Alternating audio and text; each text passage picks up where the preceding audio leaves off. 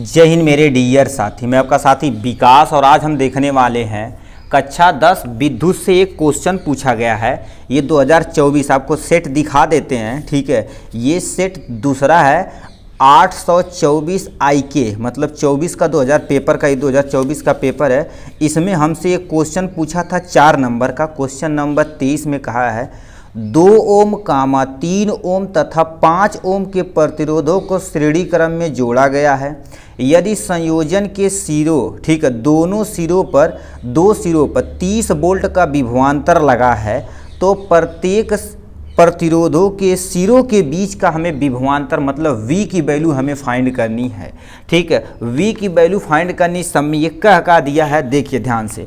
अब ये सामने हमने क्वेश्चन दे दिया, पहले डायग्राम बनाते हैं तो आपको इजीली समझ में आ जाएगा। देखिए 2 ओम, 3 ओम, 5 ओम को प्रतिरोध को श्रेणी क्रम में जोड़ा गया। यदि आप पढ़े होंगे थोड़ा सा, ठीक है, यदि पढ़े होंगे आप थोड़ा सा तो ऐसे करके एक बना देते यहाँ पर 2 ओम के लिए, यहाँ ऐसे करके हम क्या कर देते हैं सिंपली बना देते हैं 3 ओम के लिए, और यहाँ से ऐसे करके हम क्या बना देते हैं सिंपली बना देते हैं 5 ओम के लिए। कोई टेंशन? नो सर, टेंशन नहीं, ज़िंदगी में टेंशन नहीं हो मत भाई। हमने क्या कर दिया, देखिए यहाँ पर देखा जाए तो 2 ओम का हमने प्रतिरोध यहाँ छाप दिया, 3 ओम का प्रतिरोध हमने यहाँ छाप दिया, 5 ओम का प्रतिरोध हमने यहाँ छाप दिया। यही कहा हमने श्रेणी क्रम में जोड़ दिया और कह दिया एक बैटरी लगाई गई कितनी वोल्ट की, 30 वोल्ट की बैटरी लगाई गई। तो यहाँ पर हम क्या कर देते हैं एक बैटरी लगा देते हैं, वो भी कितनी वोल्ट की, 30 वोल्ट की बैटरी लगा देते हैं। ये माइनस हो जाएगा, ये प्लस हो जाएगा, ये हमारे पास 30 वोल्ट की बैटरी लगा दी गई।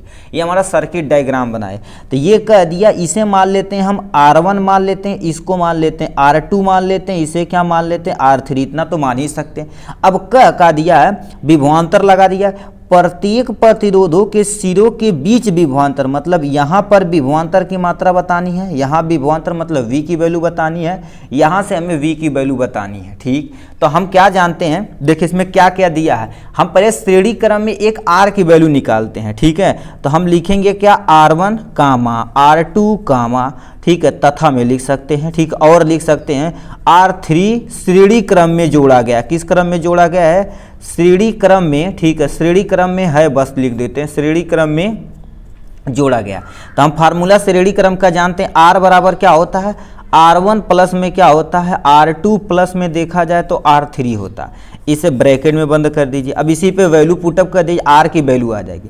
R1 की वैल्यू बताओ कितना रखी गई, ठीक, R1 की वैल्यू कितनी रखी गई, 2 रखी गई। R2 की वैल्यू कितनी रखी गई, 3 रखी गई।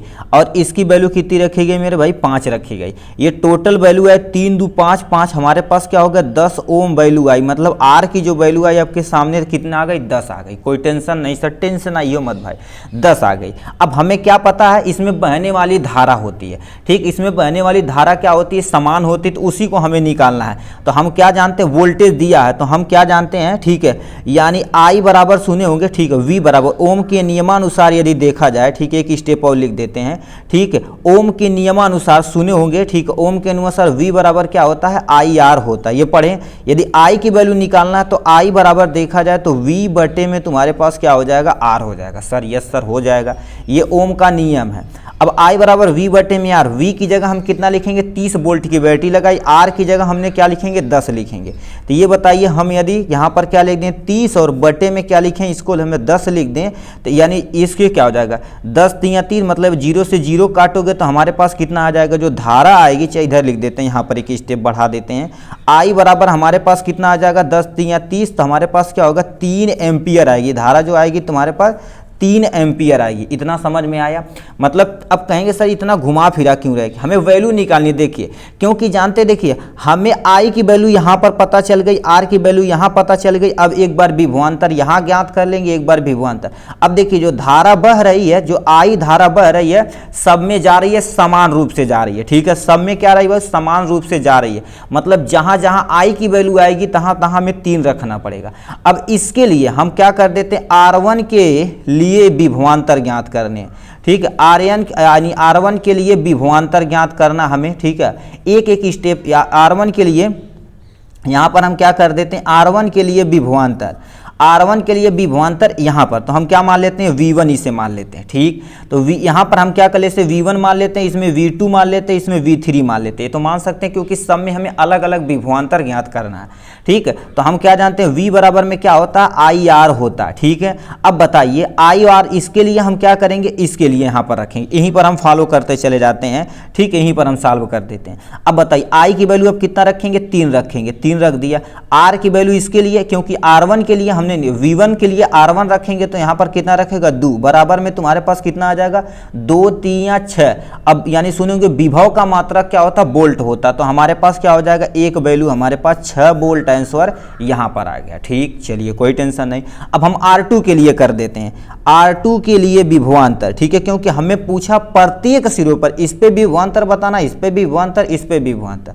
तो हम R2 के लिए, ठीक है, R2 के लिए विभवांतर ज्ञात कर लेते हैं, ठीक है। R2 के लिए यदि विभवांतर ज्ञात किया जाए, ठीक है, तो हमके ओम को पता है, यानी ओम का नियमानुसार क्या होता है, V2 बराबर देखा जाए तो IR2 हो जाएगा। अब देखा जाए I की वैल्यू 3 है तो 3 रख देते हैं।